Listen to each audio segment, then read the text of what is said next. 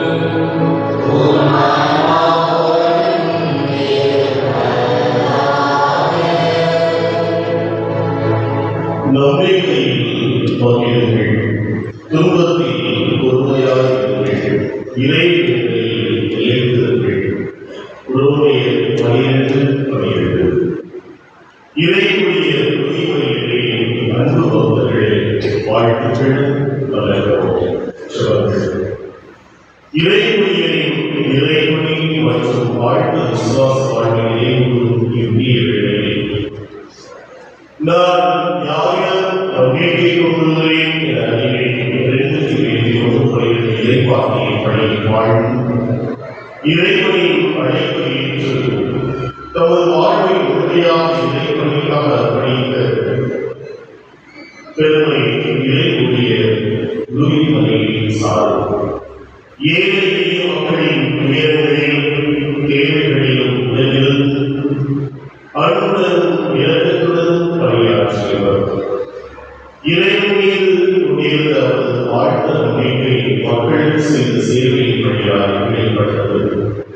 திருப்பாடல் 37 ஆண்டவரை நம்பிக்கை கொண்டு நன்மை செய்யும்.